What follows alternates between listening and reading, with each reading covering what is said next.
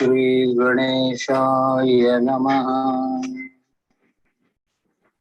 अजं निर्विकल्पं निराकारमेकं निरानन्दमानन्दमद्वैतपूर्णं परं निर्गुणं निर्विशेषं निरीहं परब्रह्मरूपं गणेशं भजेम। परब्रह्मरूपं गणेशं भजेम।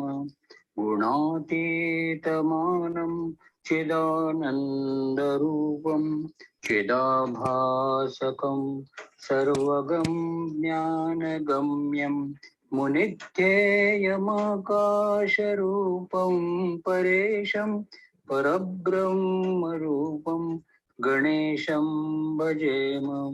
परब्रह्मरूपं गणेशं भजेम।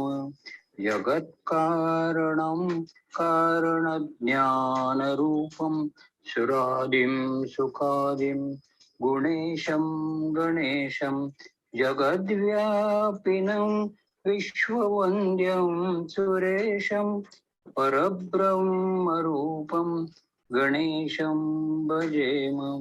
परब्रह्मरूपं गणेशं भजेम। परब्रह्मरूपं गणेशं भजेम। गणेशं भजेम।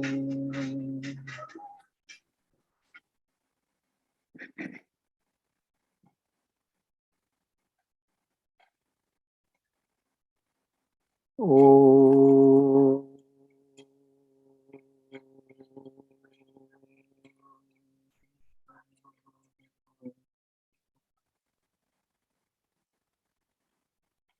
ॐ सहनावतु सहनौ भुनक्तु सह वीर्यङ्करवावहै तेजस्विनावधीतमस्तु मा विद्विषावहै। ॐ शान्ति शान्ति शान्तिः। सदाशिवसमारम्भां शङ्कराचार्यमध्यमाम् अस्मदाचार्यपर्यन्तां वन्दे गुरुपरम्पराम्। श्रुतिस्मृतिपुराणानाम् आलयं करुणालयं नमामि भगवत्पादं शङ्करं लोकशङ्करम्। चिन्मयो नाम रूपस्य आनन्दो वै स्वभावतः वेदगीता समुद्धरता ज्ञानयज्ञव्रते स्थितः। चिन्मयं जीवनं यस्य स्मरणं यस्य चेतना ज्ञानदानं धृतिर्यस्य तस्य पादौ भजाम्यहम्। त्वमेव माता च पिता त्वमेव त्वमेव बन्धुश्च सखा त्वमेव त्वमेव विद्या द्रविणं त्वमेव त्वमेव सर्वं मम देवदेव त्वमेव सर्वं मम देवदेव।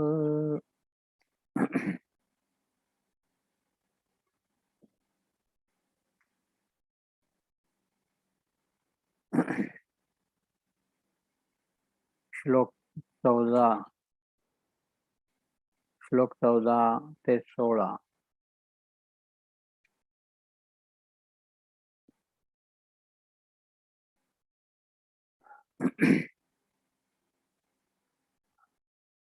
भज गोविंदम भज गोविंदम गोविंदम भज मूढ़मते संप्राप्ते सन्निहिते काले नहि नहि रक्षति डुक्रकरणे।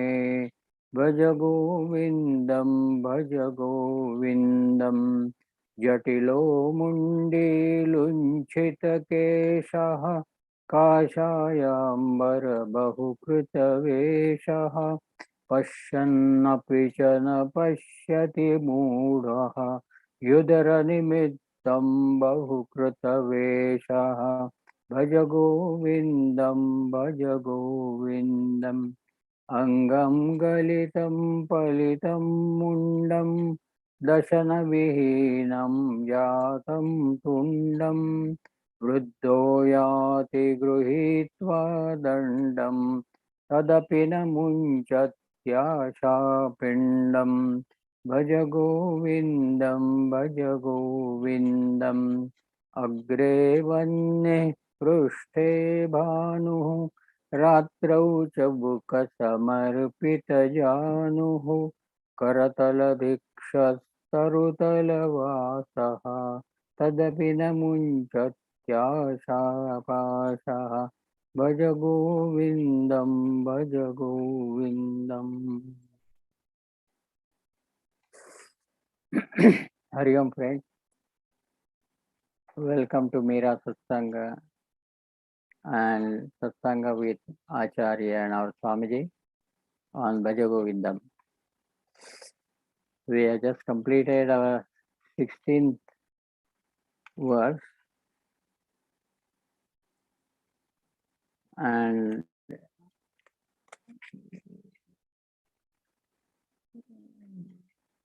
the last para that we had and the last point that we discussed in 16 was a difference between suppression, mental suppression and mental sublimation. We have seen that merely controlling the sense organs and body, it is self-denial at the physical level, and thereby we are supposed to conserve certain energy which would have been otherwise dissipated in sense pleasures, etc. But if this conserved energy is not further redirected for the higher purpose at the mental level, then this self-denial at the physical level becomes persecution for the mind. Because since this process of uh, going upwards to the subtler level, from body to mind, mind to intellect, and intellect to consciousness, this process is stuck up at the physical level only, then consequently what happens is that the flow in the other direction from vasanas to desires in the intellect, agitations in the mind, and now there is a anxiety to fulfill this desire at the level of body and sense organs, and there we have a self-denial. Therefore, the mind is subject to suppressions, oppressions. There are very many pressures from outside, inside. Inside there is a vasana pressure which wants to exhaust itself, and outside the person has taken physical self-denial as means to end the desires. So this is a very critical condition where there is nothing positive or positively gained. Instead, the man is subject to mental persecution and suppression. This is suppression. As against this, if we know our main concern is to end the desires, because the presence of desires in the mind create agitation, and we cannot continue or interacting with the world or performing our normal duties with agitations in the mind. Therefore, we have to get rid of these agitations. Now, agitations are caused by desires, and the desires are manifest form of vasanas, the unmanifest. Now, vasanas are caused by ignorance, the self-ignorance, because I don't know that my nature is of the, as we say, nature of Sat Chit and Ananda. because I'm not aware of this true nature, therefore there are vasanas to that effect.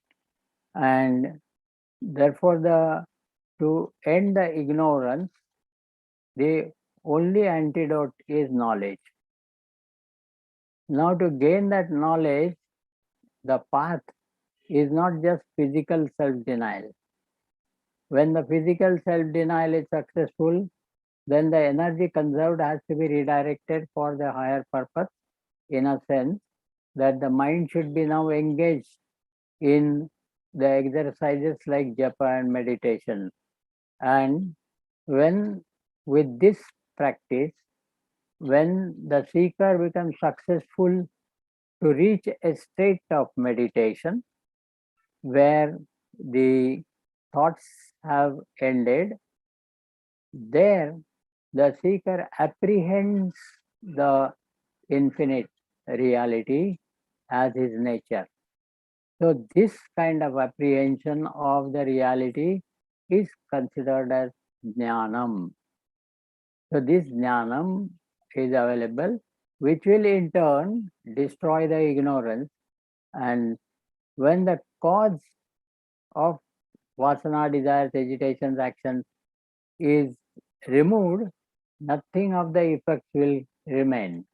Therefore, when the ignorance is removed by the knowledge, which is apprehended at the seat of meditation, in the state of meditation, then the cause is removed and therefore the vasanas cannot have any existence or effect on the seeker. Therefore, the further course of agitations and desire prompted actions, etc., is curbed and it becomes ineffective for that. So if the fangs of the cobra is removed, it becomes then the most what you can call it as uh, the creature which is which cannot disturb us. So likewise here the main cause of self ignorance is removed by self knowledge, which is apprehended at the seat of meditation, and thus when the cause is removed by law, nothing of the effect remains.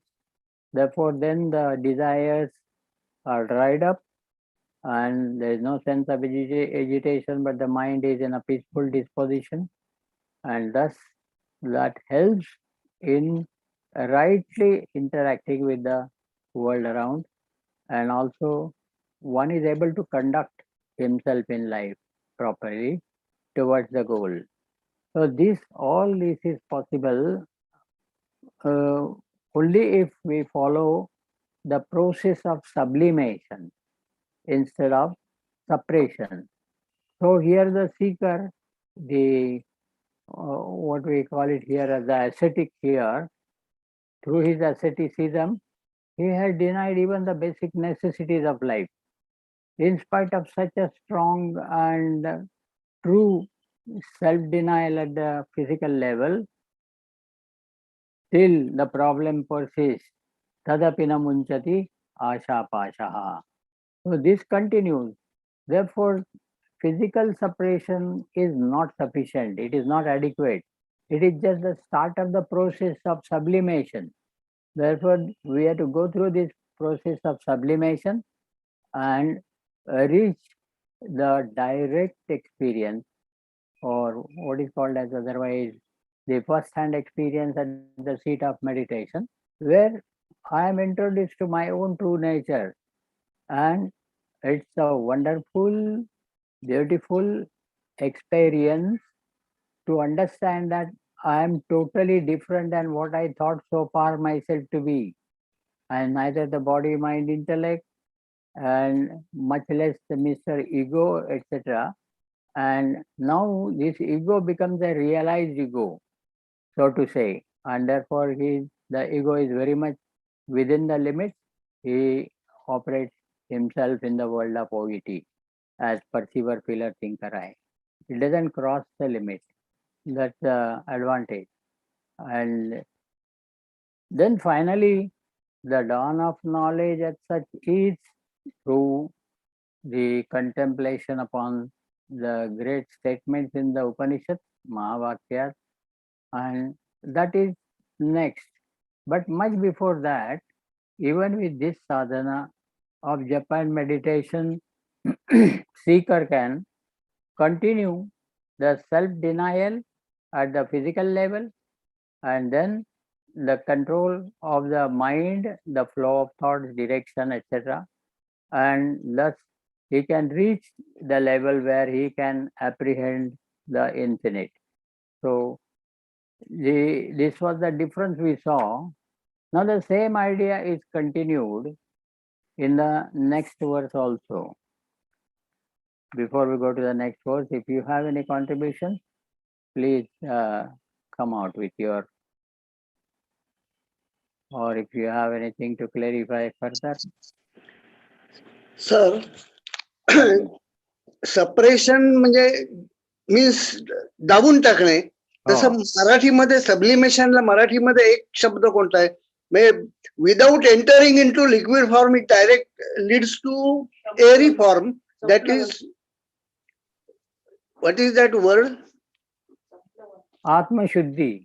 हा, follow. Guruji, internally I noticed that there are two types of response when you mark out the progress of possible progress in this way. Slightly volume. Am I audible? Now it's okay. Internally, I observe two types of responses because the honest truth is I have heard this stepwise evolution from you a few times. Now the honest truth is when my mind is in a sattvic frame, am I audible? Yes, only volume is a little low, I feel. Otherwise it is audible. Hari Om, am I audible? Yes.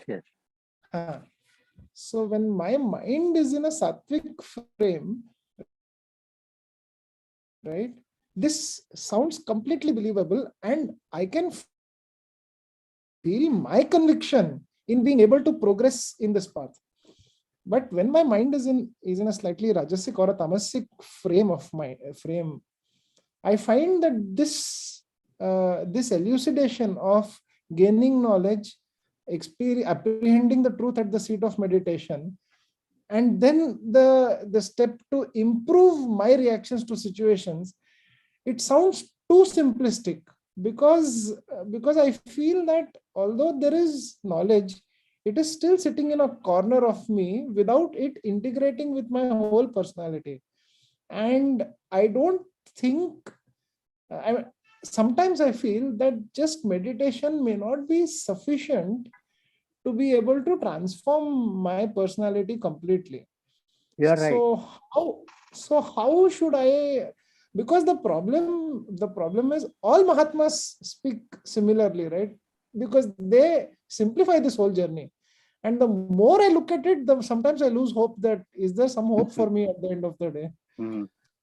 Now tell me, you said sometimes you are in a sattvic mode of mind. How do you identify that you are in a sattvic mode?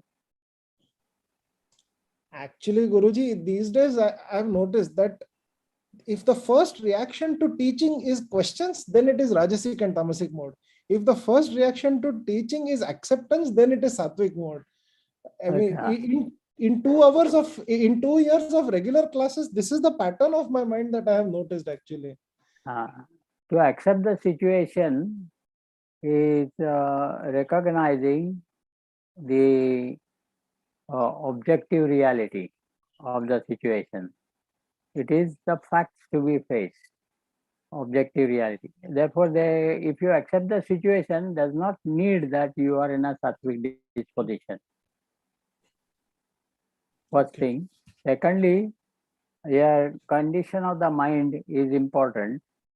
You have accepted all right, but suppose The problematic situation means there is a real problem. Not that you are seeing the snake where it is raw, but you are seeing snake as the snake. Okay, then it's a problem. It's a situation is problematic. Either you have to run away or you must know how to handle the serpent, etc. So in this kind of condition, how do you respond to this situation will indicate how whether you are in that disposition, sattvic one or the other way. So there are different ways.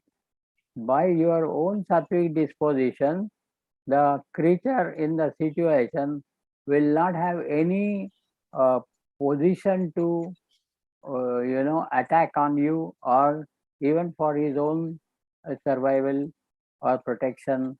He won't have any such idea to protect himself. He will be also in a similar uh, quiet condition of his mind. Now this is something strange. It is not ordinary thing. In the ashrams of the rishis in Vedic period, even the creatures who have natural enmity among themselves would forget that and remain their play in the surroundings of the rishis ashram. So this kind of impact of the sattva of the rishi was felt even in the surrounding. Forget about his own mind. His mind is operating on his own and he is busy in his own services. But the surrounding itself has an impact of that sattvic disposition of mind. So what this is to attain to sattvic disposition of mind is very difficult, and for that our karma yoga practice has to be intensified. Whatever time slot we have allotted, without compromising, whatever little, but we must keep it regularly and consistently. Then this will remove the impurities of the mind. The mind by nature, we have seen it is by nature it is sattvic, but at this moment there is an input of rajas and tamas because of the vasana pressure, and the mind has become anxious, agitated, etc., worried about. So to remove this, we need to only intensify our services. Further, the reaching the sattvic disposition of mind, having apprehension of the reality, etc., is entirely upon the grace of the Lord. It is none of our business. Our business is to only work for it sincerely. But when it will fructify into desirable results, we cannot say, nor it is in our control. Therefore, to have this sattvic disposition of mind as a successful result of our karma yoga practice and samadhi yoga, these two, the success is only due to the grace of the Lord. So prayatnam, kalam, daivam, etc. we have learned earlier. These three factors are important on our part. We have to perform in time. So kalam is important, and our self-effort, prayatnam, and daivam is the last one which changes the entire results between a success or failure, and that daivam belongs to Lord's grace. Therefore, these results of our actions or the results of our spiritual sadhana entirely depends upon the Lord's grace. Not that Lord's grace is choosy or whimsical, but our opening to the Lord's grace, we have choking up within, and therefore the Lord's grace is not flowing through us, what we say in the place. So in order that to flow through us, that grace of the Lord, we need to only purify our job. Soul sadhana or major sadhana is of self-purification. And the effective means is how best we can be useful to our surrounding to the best of our ability, capacity, efficiency, etc. So for the at present you leave aside this, and the immediate indication of sattvic disposition is at the seat of meditation, the flash or glimpse of the reality. This is because when the sattvic medium is formed instantly, the reality becomes manifest. That is the only medium for the reality to manifest in us. When there is a little disturbance of rajas, there is no chance for the manifestation. So this is the first indication that our mind has become sattvic. Only in a sattvic mind, this kind of a flash or glimpse of reality will be possible. In Kenopanishad, it's a Vidyutada is a special mention, like a lightning in the sky, which suddenly happens, but that is sufficient for the entire world to get illumined. So, like that, we have, don't bring that idea of light as such, we become conscious of consciousness. That is light. So, to be conscious, to be aware is the sense of light or illumination. So, this is the sense. Therefore, don't bother about mind being sattvic, etc. At present, we need our full attention to what we are doing. First thing, that is regarding mind. So, mind has to be balanced one, what we have said, the poise and balance. And the intelligence must work on how we can make this work successful, how we can go through this work efficiently. So these aspects only we have to bother immediately, and we will find that our sincerity and our efficiency, etc., is definitely noticed by the Lord or the system which is operating worldwide. So that is the idea. Therefore, every time don't check up whether the mind is Rajasic or Tamasic, Sattvic. We have stopped at 13th chapter. 14th chapter deals with three gunas. So it is only for our information how gunas have effect.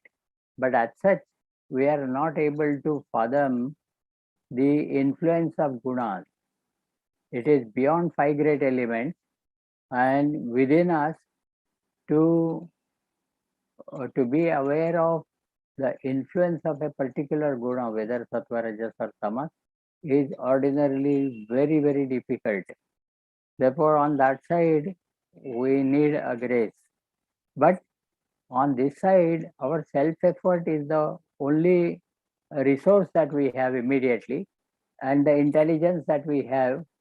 Therefore, the study of the scriptures, Vyasa Rishi strongly recommend study of the scriptures for seekers, and our Swamiji strongly recommends to be useful to the society and practice daily meditation. So meditation is an attempt to sit quiet, attempt to gather the mind, make it introvert, etc. These are all preliminaries and then proceed. So the Shastra's study will give us the vision of reality intellectually. It is called Aparavidya. But when we actually work on through Karma Yoga and Samadhi Yoga, this will give us a flash. So the actual vision of reality is available only when we get this glimpse of reality at the state of meditation. And the general idea we get through the study of scripture, but we must have a determined understanding of our true nature on the basis of our scriptural study. This is first. And then the practice of that is selfless, dedicated activity and trying to quieten the mind at certain time slots, given time slot, given place, trying to quieten the mind.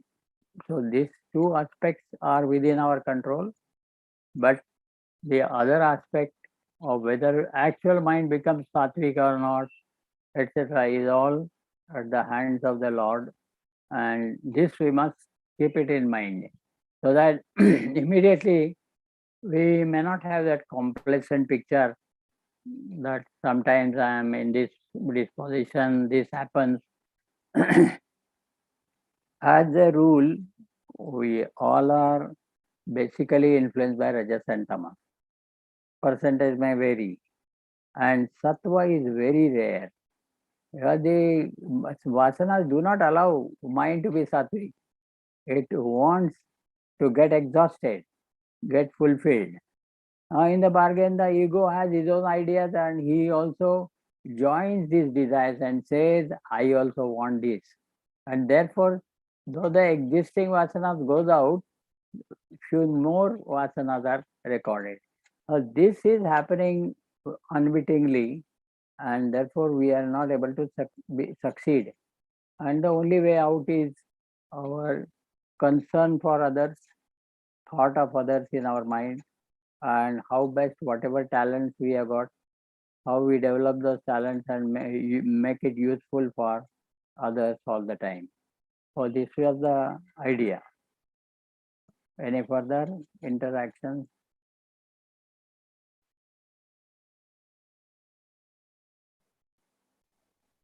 No, Guruji, this is clear. I think this continuous focus on the selfless effort only seems to be the counting bridge factor. The counting Yes. for the Lord is only this: how far I am concerned with the surrounding. If I am concerned only with myself, then there is no chance. If I start considering others also along with me, then it is the beginning. And when, even at the cost of losing my selfish end, when I serve others, definitely the attention of the Lord must be drawn. So therefore, and He is kind enough. He wants that you should have this consideration because that will help you go towards your own self. Your own self is all pervasive, pure consciousness. Therefore, it is in all of us. And if we consider the other as other and not really connected to us, then it is not possible. But if we know that consciousness is a common thread in all of us, by which we become more intimate, in spite of our different vasanas, different desires, different ambitions, and whatever different situations, still the thread of a shining thread of consciousness is in and through all. Sutre Maniganaha Eva, says Lord in Gita.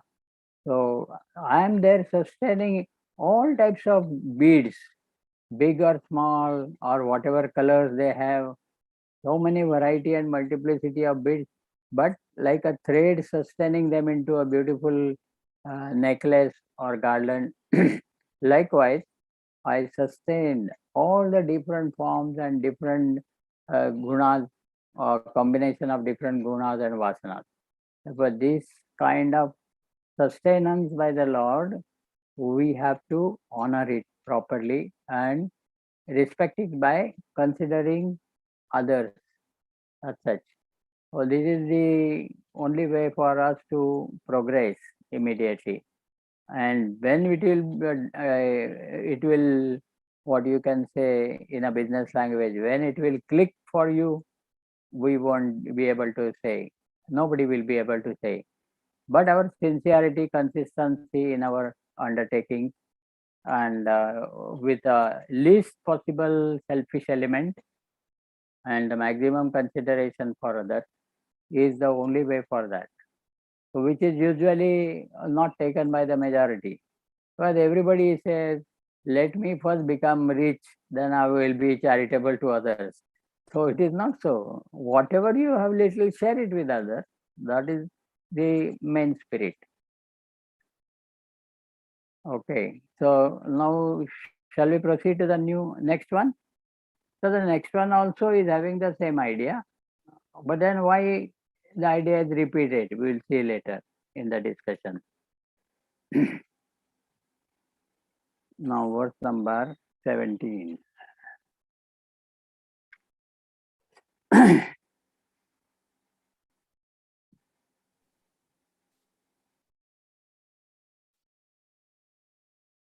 Gauri, you want to say something? Hmm? No, I'm seeing a hand, Guruji. I think Gauri has raised her hand. There is? I think Gauri has raised her hand. I just wanted to check. No, it is by mistake. I was doing something on the phone. That's why. Sorry. Sorry. Okay. Kurute Ganga Sagar Gamanam. Kurute Ganga Sagar Gamanam. Vrata Paripalanam Athavadanam. Vrata Paripalanam Athavadanam. Jnana Vihina Sarvamatena. Jnana-vihinas sarvamatena bhajati na muktim janmashatena bhajati na muktim janmashatena bhaja govindam govindam bhaja mudamate. One may in pilgrimage go to where the Ganga meets the ocean, called the Ganga Sagar, or observe vows or distribute gifts in charity. If he is devoid of the first-hand experience of truth, jnanam, according to all schools of thought, he gains no release even in 100 lives. Janmashatena api.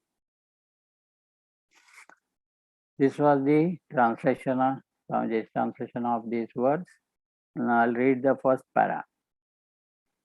When Sri Hastamalaka has thus mentioned and criticized the futility of unintelligent tapas by recluses, Sri Subodh contributes in this stanza an extension of the very same idea contained in the previous stanza. What about tapas in life of devoted householders? Seekers of true end of religion do go for, instead of go in for is better. Do go in for pilgrimages, observe vows, and offer charities. All of them are wonderful exercises for developing healthy attitudes to life and in helping one on the path of study and contemplation.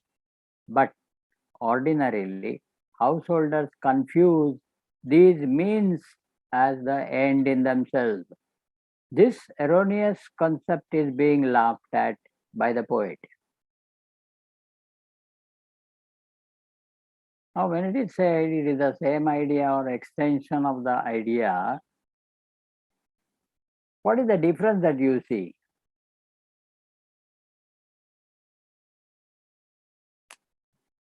Compared to last stanza. Idea is same. It's an extended idea at the most, as Swamiji says.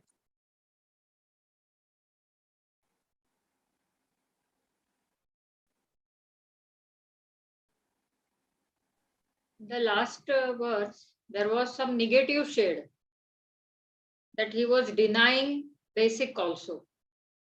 And here, some positive shade like to attain the self itself for last also and this also. But they are doing something instead of Denying. denying. Positive activity is there, that to go and bathe in Ganga or to take darshan of Lord in temples, like that. So some activity is carried out positively. So here there is, I don't need this, I don't want this in the first example. And here I will do this so that I get this. Yes, you have got the idea. You are very close to the point. But now you are not hit the point. So by denying something means by not acting or by activity. These both examples. In the first example, leaving some everything and going away So it is not example of householder. So everything renouncing type of this. And here example of householder where he is trying to do along with his whole thing. Very good. You have hit the point now. Earlier is a case of ascetic. Here it is a case of a householder. Now both of them are making a common mistake. What is that common mistake?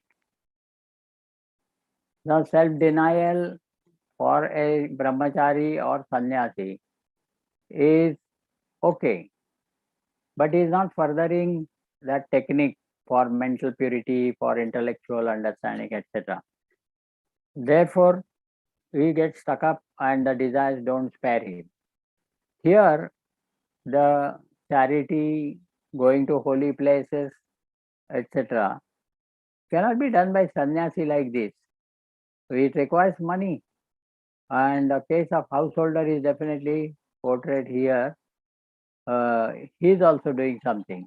But now we have to find out on the basis of first para, what is the common mistake that both of them are making? They are holding on to the means. And considering them as ends. Yes. Not holding on. Holding on to the means is required till the ends are met. But considering the means itself as goal is a common mistake both of them have made.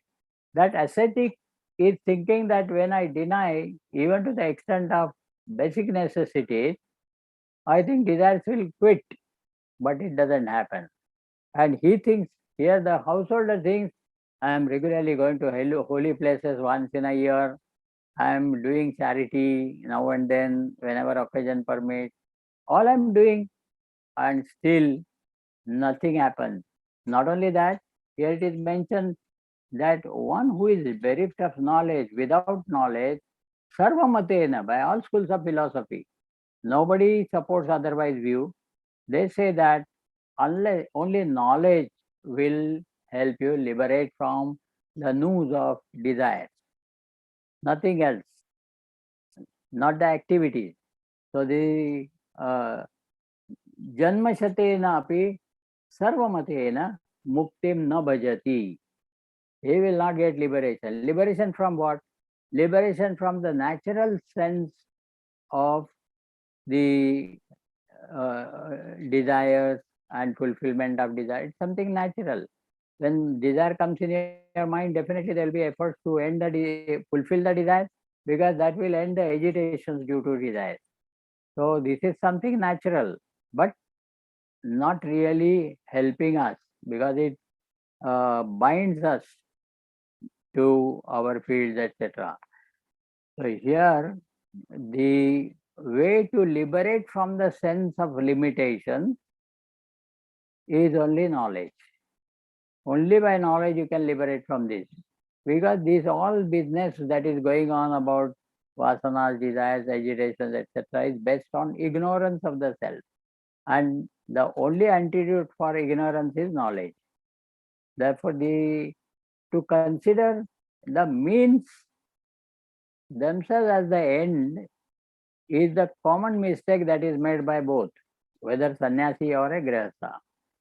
So Subodhacharya appears to be a grihastha disciple, though not among the 14.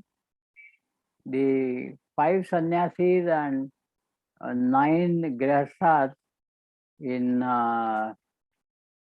when I used to conduct these Yaur camps in English organized by Mulund Center, they have compiled all those camp texts and brought out a booklet of Vichara Sadhana.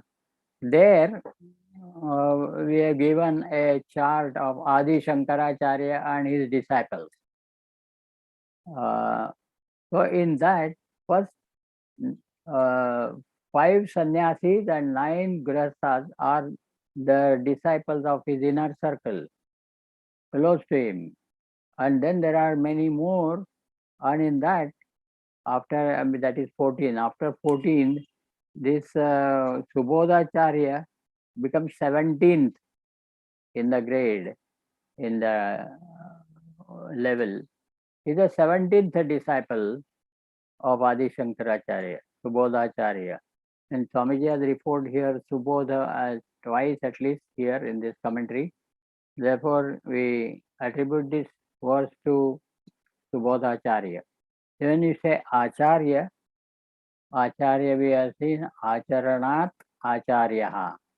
That means the one who is a teacher and he lives up to what he teaches. Therefore, it becomes an ideal for the student, theoretically as well as practically.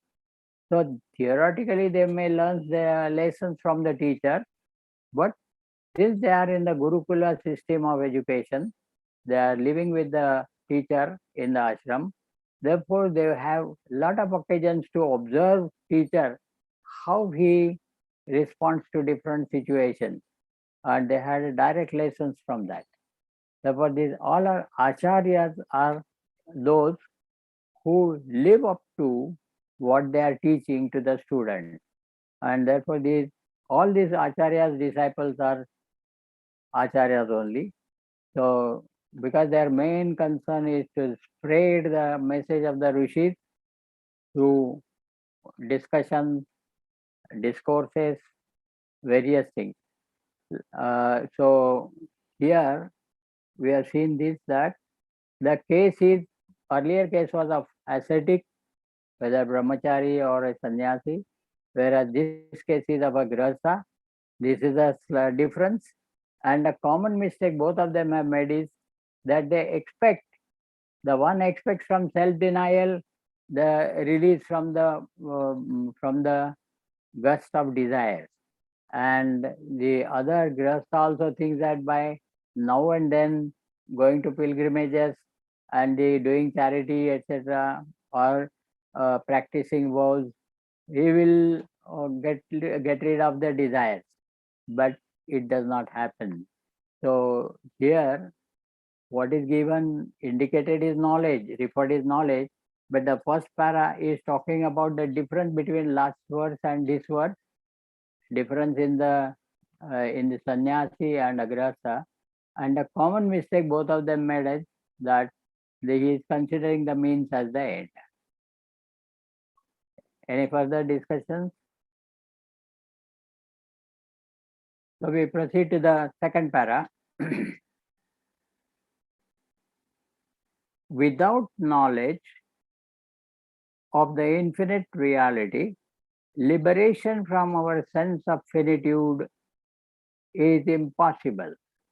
In the Upanishads also, we often find this idea that freedom from the thraldom of life can never be gained unless one comes to experience the infinite oneness of life. Here, walking the path of ancient teachers, Sri Subodha says that it is the unanimous conclusion arrived at by all schools of thought in Vedanta that liberation from the sorrows of life cannot be gained without the actual first-hand experience of the infinitude. The Acharya is sure, and he asserts with emphasis that by mere practice of these noble exercises, one cannot reach one's destination even in 100 lives. Janmashatena. What is the main concern of the second para?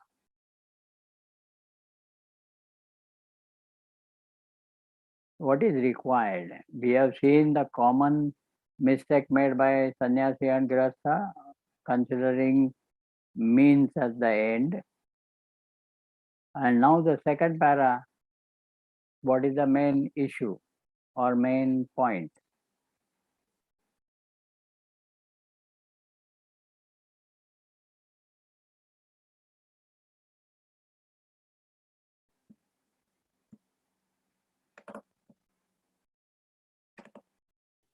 In example, like even if I'm hungry and I'm looking at the pictures of food, my hunger will not get satiated unless I eat it. right? So that process of eating or having food is required, and not just looking at food or anything like that. So actual experience is required. So here, Experience of actual experience of the goal, that is the jnana, that they say that my real nature, what is my real nature, that experience, unless I get. now here in the example illustration, what is the actual goal you said? If I'm hungry and I want to satiate my hunger, then the food should be there and I should eat it. Correct. Not just looking at it or thinking about it or anything, but Or even cooking it with all yes, elaborate procedures and all, food is yes, ready. But if it is not consumed and becomes one with my food sheet, yes, the hunger will not go. yes. So to appease the hunger, I need to eat the food. So eating the food is most important, and all other preparations are definitely preparatory, but they are not end in themselves. I must finally eat the food. Then only the hunger will go. If I do not eat and only preparing for the cooking and made the good dishes also, various recipes, it is not enough. I must eat. So it is this eating or becoming one with the food or food becoming one with me that will remove the hunger, so that that impulse of hunger will be satiated temporarily when I eat the food. So here eating the food is the direct means, and all others are associated, or you can say the secondary means. They are required for preparing, but finally the direct means for ending the hunger in us is to make the food one with us. So this is the, so what is the, so here we can say it is called sadhana sadhya viveka. He knows what is the goal and what are the means and their relationship, which means will help us reach the goal. So actually eating the food, it requires. If somebody cooks for you, well. If nothing, you might have to cook also, or somebody else cooks. But that cooked food should be consumed by me. It's only in consuming the food that the impulse of hunger will be satiated for the time being. Not that you will be full all the time. Again, after some time, you are going to be hungry and thirsty. But this is called upashama. So temporarily, the impulse of hunger can be satiated only when I consume the food. So up to that level is all sadhana. The last one is eating, and that sadhana becomes a direct sadhana for appeasing the hunger. So here a sense of discrimination between the means and the end is suggested. So if I'm hungry and if that is the problem, to solve the problem, to accept the fact that I am going to be perpetually hungry now and then, therefore I need to provide for the food. So arranging for the food, cooking for the cooking of the food, etc. This is all a preparatory. The direct means is eating the food.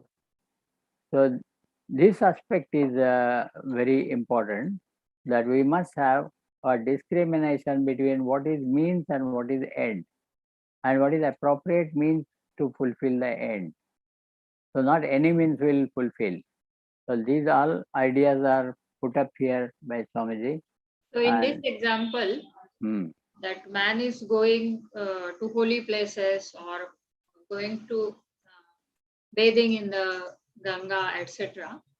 All these places, if all these activities, if he is not reminded of the God, then it is of no use.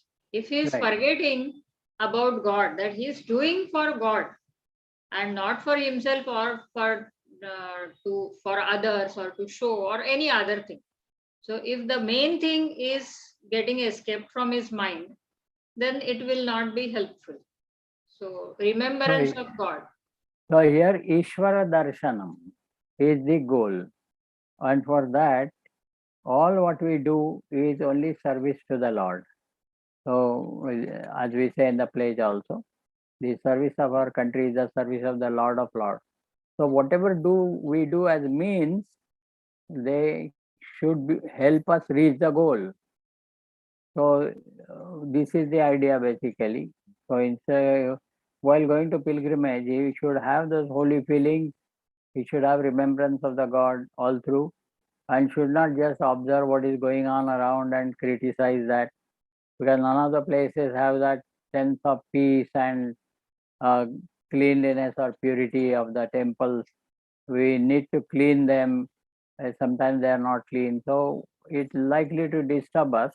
But to maintain the remembrance of the goal and pursue our means for that is what is suggested in the second paragraph. And we have a well-known story of Eknath Maharaj. Yes. He was carrying Ganga. So that is a ritual that from one place you have to carry Ganga and to Rameshwaram. offer it to the sea. Ah. And then the donkey who was dying on the way, so he gave all that water to that donkey. Yeah. So because what he might be thinking is, I'm doing this to please the Lord. And if this donkey will be dead here without water, without this Ganges water or even water, then God will not be happy with me. So all the time what he was doing is thinking how Lord will be pleased by my actions. So he did not bother about offering that to the sea. Instead, he offered it to the dying donkey. So instead of dying donkey, we should say he is offering to the Lord who is in the form of donkey there and is struggling for his life. Yes. So serving the donkey is also serving the Lord. So Lord will be more happy if I will serve this donkey instead of ignoring this very, very painful. The creature is having pain and he needs water. If I will ignore and go ahead, then Lord will not be happy. Lord is there also. So remembering this goal all the time, that why I am doing this is to please the Lord or to serve the Lord. Yes. So the Vyasa has insisted for study of the scriptures. It is for this purpose that we must be aware that the reality is all pervasive. It is inside, outside. It is inside all the living beings and it is outside in all the forms. Therefore, this awareness of the all presence of the Lord everywhere is useful while going to pilgrimage. It is not the ultimate end to reach that sagar and offer the water. That is the set discipline. But suppose in case the Lord may test you whether you recognize me in the creatures or not. So particularly a donkey dying of losing his life for the want of water, etc., can be saved by that. Then immediately his action to offer the donkey the water itself is service to the Lord. And this is what is required. Jnana vihinaha. So jnanam is a final thing, goal. But at least you must be aware of what the scriptures are trying to tell us. Therefore, study of the scriptures will help here. Suppose if he is purely a religious man and he is only interested in conducting the rituals, then his job is to start from Ganges in the upcountry and go down to the ocean that is at the south. And this, he will ignore all the things around and his only goal is to reach the ocean there. So if this is the case, then the Lord may not be pleased. And therefore Lord maybe that he is trying to test him and he came across a donkey like that. Or even otherwise, when he was to eat, a dog flicked his chapati and ran away. So this fellow ran away with the ghee also. So this is the concern. Don't eat the dry chapati, have this also. Running after him, really it's a great thing. It is not ordinary thing. It's a wisdom that is gathered through the study of the scriptures and practice of the upasana. So these are the examples where the awareness of the Lord and his all pervasive presence inside, outside, Abhaya Abhyantara. So that is said is external also. The consciousness is all pervading external forms and is also inside all the living beings in their subtle body is reflected. So this awareness will not come by just following the rituals of that religion provides. Religion also provides the scriptural study, which we should actually undertake.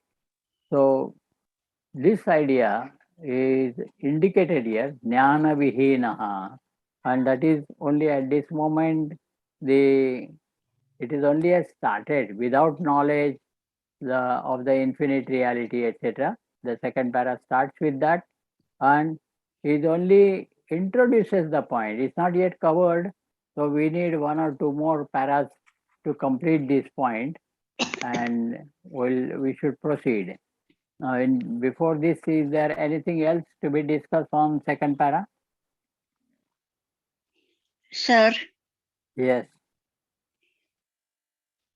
when saints or people like Namdev do this, that they give water to donkey or they give ghee to the dog, they don't think that this is, if I don't do this, God won't be happy. It is their natural reaction that when they see this, their heart wants to do this. It's not for the God. What? Last one, what you said? It's not for the God. When they do it, they don't think Natural reaction. about that. So what you say it's a natural reaction, right? Now the It's a part natural, of their thinking. no part of their thinking, but then you must see the soul. How this thought came to him. Ordinarily, it is not possible for majority of us to have this consideration. Yes, When because naturally people think naturally, that this is for God, this is not for donkey. so that is the effect of our ritualistic aspect of religion. Religion has got two limbs. One is the ritualistic aspect and another is the knowledge aspect. And both are to be practiced. So unless you have studied something and known about this infinity, the reality, etc., and that it is present inside, outside, everywhere, this I thought will not come. All your behavior or action depends upon your present wisdom. At present, your wisdom is built up by the influence of vasanas. Whatever naturally you have your thought patterns in the mind, you will react accordingly. But in case you have also studied the scriptures and have come to the determination of about your nature or the nature of the Lord, then what you behave is also reaction. But that reaction is reinforced by understanding. And the other one, the reaction is controlled by the ritualistic details and guidance. So that is the only difference. Finally, we are interacting with the world or reacting with the world only based on our wisdom or understanding. Now, this understanding, if it is reinforced by scriptural knowledge, which tells us about ourselves, about the world, about the God who controls both of them, all this, then definitely that will change our vision and therefore our reactions will be more meaningful. So reactions is all Sometimes right. children also do this.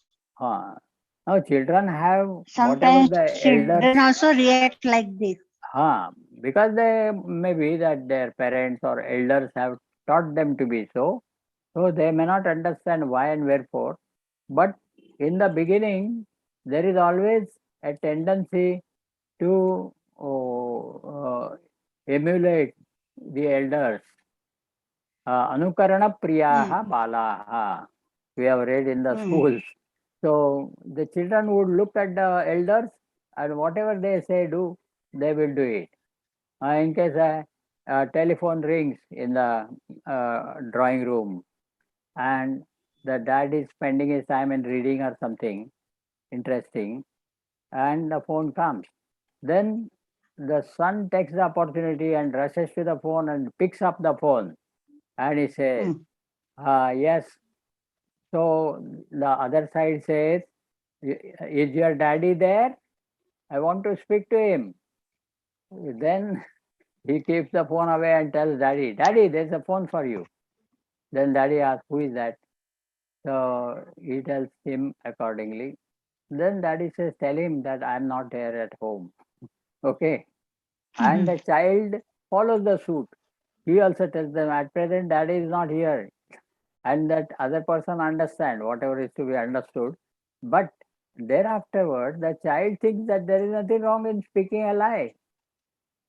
This kind of samskaras that the children are receiving, and accordingly they will react. So suppose if they have good samskaras of, bowing down before the elders or the Lord and chanting some of the praises, prayers, etc., then they will have that feeling of God. Maybe God in heaven or God in seventh heaven, that is different. But that the feeling that there is God is enough for them to behave what you say accordingly. So our reactions, all what we do are our reactions only. Nowadays in press also says, what is your reaction to the event? It is actually we have differentiated in our studies that animals react. Man need not react. He can intelligently respond. This is how we have differentiated. But generally, in our in the worldly parlance, it is understood that whatever you are answering to the situation, it is called reaction. So reaction is okay, but what is the source of reacting in a particular manner? That source is your wisdom. Your present wisdom is built on, if it is just built on your experiences, then it is not enough. It must be also supported or reinforced by knowledge. And if that is so, then that reaction will be most intelligent reaction. It will help, first of all, it will help yourself, and then incidentally, it will also help others in the situation. Even if the parents are not behaving like that, children have such a clear mind that they have different reactions, like Nachiketa. But no, Nachiketa is not like having different kinds of parents. His father was also one of the acknowledged rishi. He was having his ashram, he was having his own students, and therefore he has learned from his own father the scriptures. And when father wants to compromise with what scriptures are telling about his yajna, what is called is like Rajasriya yajna, it's a yajna universal level, that he has to give up all his belongings to the people there in the yajnashala. He has to give it in charity, all that it belongs to him. Usually these people, when they go advise, conduct rituals or guide, they get some dakshina or some gifts in return. And when these gifts keep on accumulating in their house, it becomes difficult for them to pursue their sadhana. They come in the way of that. And therefore, there are certain provision of yajnas to be conducted, and in charity you have to give away all what your belongings and again become free from that influence while pursuing your spiritual practice. So here it is Nachiketas who was very simple minded, and therefore he was true to what is taught by the scriptures.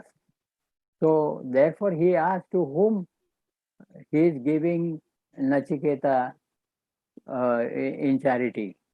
So as such, he was doing this miserliness giving away those useless cows who have ate their grass for the last time, who cannot give milk, etc. He is trying to finish it off with in charity and keep the best one for his son, thinking that it is meant for my son. And the son is asking to whom he is giving in charity to of himself. So there, the father doesn't like it, and in a fit of anger, he says, "Okay, I've given you to Yama," and then he said, "Okay, I'll go to Yama." So this is uh, children are very simple. Whatever they are taught, they accept it as true without any further scrutiny or doubting, etc. So this kind of nature of the children is most important and useful for giving them the good impression. If we give them good thoughts, good ideas, and good activities, then definitely they will take it for granted that this is the thing that we are supposed to do, and they will follow it. So that is why there is an importance of cultural education when the children are in a small age group, like say 5 or 6 years onwards to 10, 11. This is a very critical group where these ideas have to be sown.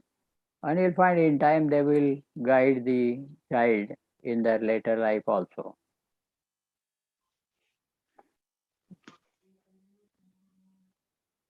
Yes, what do you say?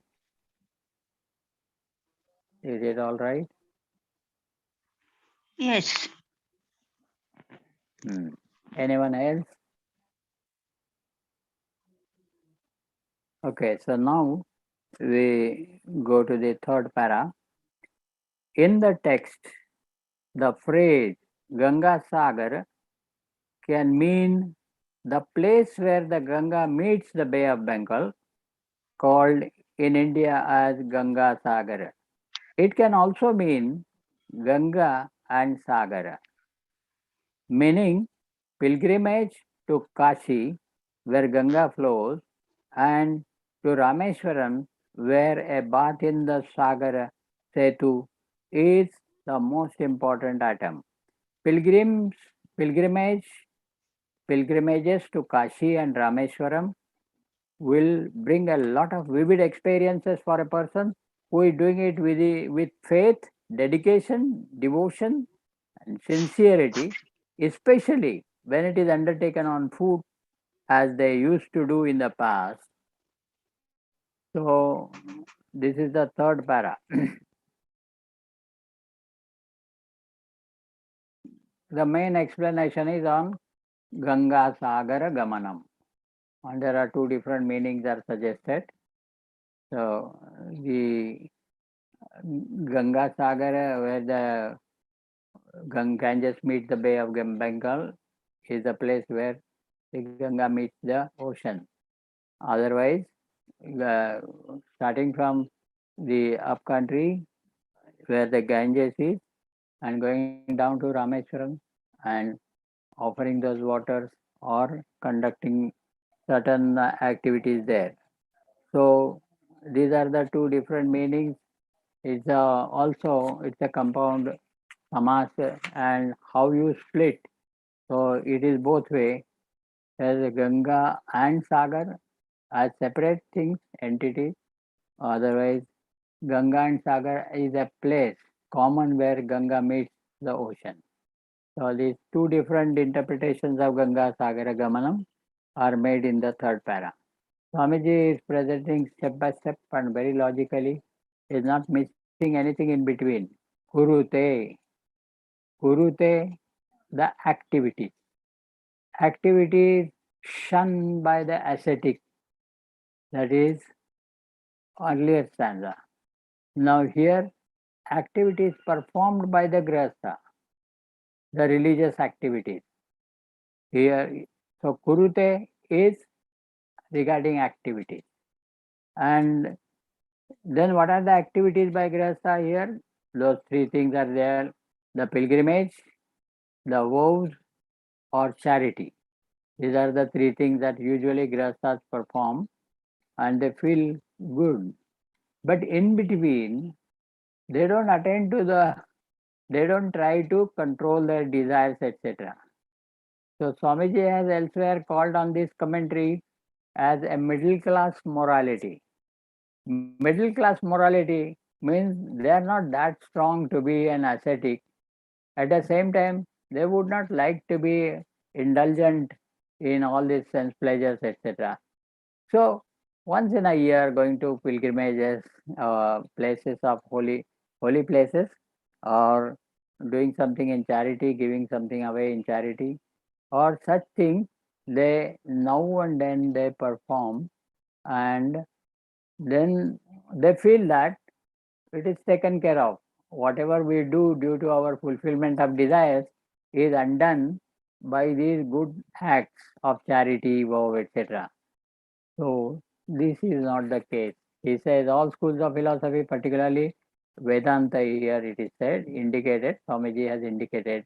Therefore, whether it is Dvaita, Vishishtadvaita, or Advaita, and there are two, three more branches also. All schools of thought in Vedanta do not accept this, that this kind of activity alone will take care of the noose of desires that is getting tightened day by day. So they say that unless you have the direct experience or first hand experience at the seat of meditation about the infinite aspects of reality, it is not possible for you to get rid of the bondage of desire. So, this idea is being step by step introduced to us. So, now here the Ganga Sagaram is introduced. Now we go to the fourth para. Vrata Paripalanam is the main content of this. The second one, Ganga Sagara Gamanam, Vrata Paripalanam, Athava Danam. So, then that other two are covered in this, Vrata Paripalanam and Danam. Educating the intellect to hold on to higher ideals, training the mind to obey the will, sharpening one's will itself, and training it to be easily wielded by oneself are the achievements gained by the practice of both. Through firm determination and individual will, when one orders that one's sense organs will not have for a fixed period of time some of the things which they always liked the most, there will have all the contents of the womb.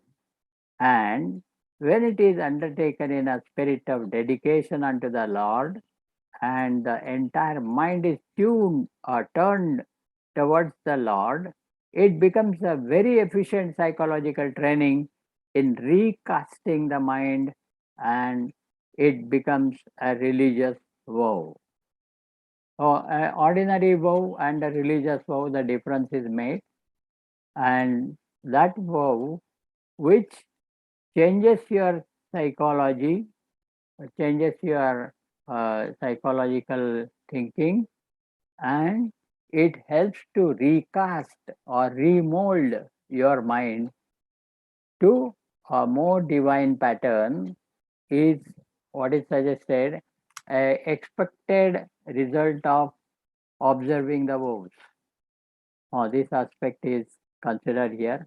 So if the observing the vows has resulted in total change at the mental level, what Swamiji has called here as recasting the mind or remolding the mind, then definitely it is called religious truth, because the religion wants you to become divine. It's not just conducting the rituals and having a complacent feeling that you have done well. The rituals also can help you what's in the purity of your mind, and then is recasting the mind to a different pattern which will be conducive for the spiritual liberation. So this aspect we have discussed also elsewhere in other satsangas. So here the vows Swamiji is commenting that yes, it is also useful provided it recasts your mind to a better pattern, very conducive for the spiritual practice. So that was about the fourth. And the next one, fifth, all these three becomes only preparatory, whether pilgrimage, whether vows or charity, all these are only prepares, it only prepares the seeker for the main sadhana. When you say sadhana, when you say tapas, when you say spiritual practice, it is mainly meditation, and it prepares the seeker for meditation. And it is in meditation, at the seat of meditation, and that is also when one reaches the state of meditation, where the mind is totally thoughtless in the waking state, then the purpose is served. So that is indicated here in the fifth paragraph. The sixth one is only concluding. However beautifully and elaborately one may cook one's food, already discussed here, until that food becomes one with oneself, the sorrows of hunger cannot end. Pilgrimages, vows, and charity are all exercises to prepare the seeker's mind for the great path of meditation. Through meditation, until the highest is actually apprehended, jnanam, total freedom, mukti from the natural human weaknesses can never be gained. Not even in 100 lives, Janma Shatena. The old teachers in Vedanta used to tell us the snake on the rope seen by your foolishness cannot disappear by Garuda mantra. Nor can they use to add, the ghost you have projected on the post run away by ringing the bell. So these are of no use. It is only the knowledge that will be, the knowledge of the substratum only will end the delusory projections on by the deluded mind, and that's the only way. So the knowledge is the only way for ending all our misconceptions about ourselves and the other limitations. Here it is called as human weaknesses.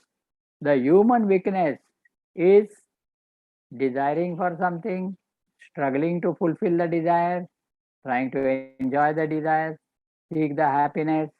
All these things are there, but if he observes intelligently, he will find that the enjoyment, if it is not leading to contentment, then it is of no use. It is only a momentary one, and the fellow continues to fulfill all the desires, and this is a natural human weakness. And to rule over or win over this weakness, there is the only way, and that is the jnanam, or the true pure knowledge, which can be apprehended at the seat of meditation when one reaches the state of meditation. The state of meditation is when the mind becomes thoughtless.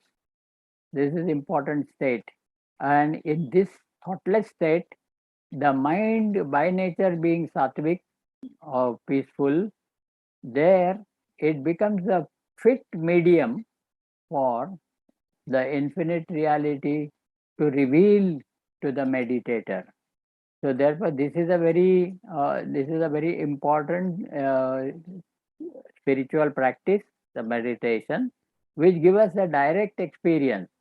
Now, when we say apprehend, it is something other than comprehend, intellectual comprehension, and without the help of any equipment to understand is called apprehension.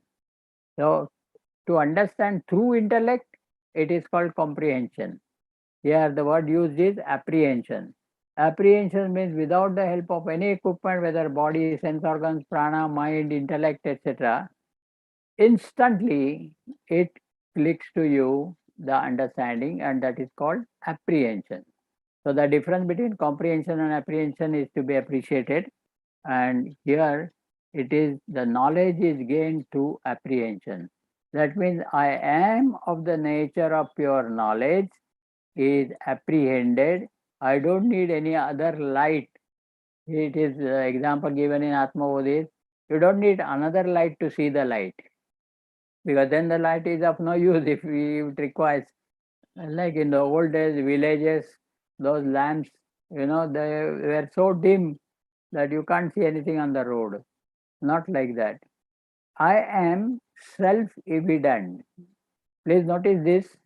If I have to understand the outer world, I need sense organs, I need mind, I need intellect, I need all my attention.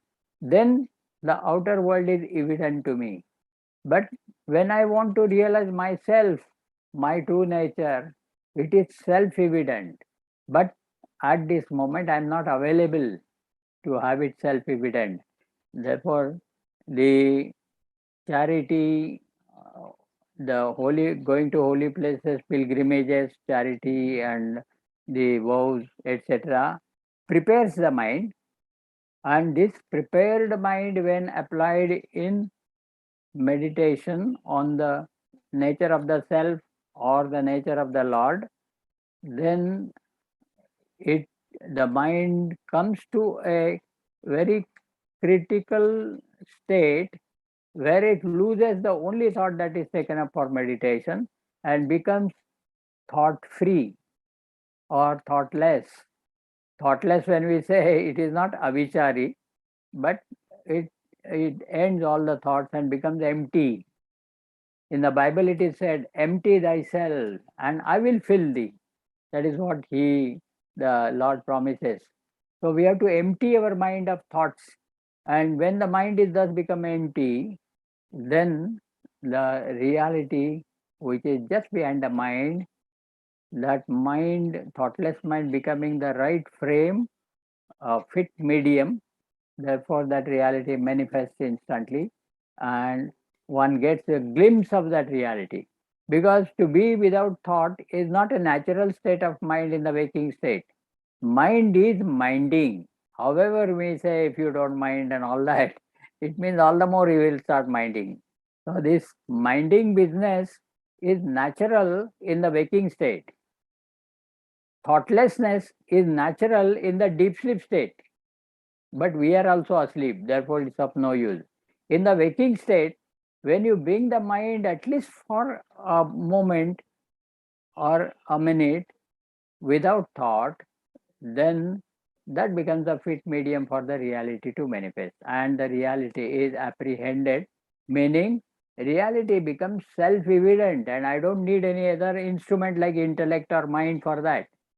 Mind has to be free from thought and the reality will manifest through that mind, and I will have the first-hand experience or direct experience.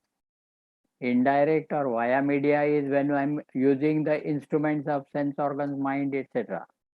When I'm not using them, it is direct apprehension. So we'll stop here for the time being. The sixth para is only a concluding one.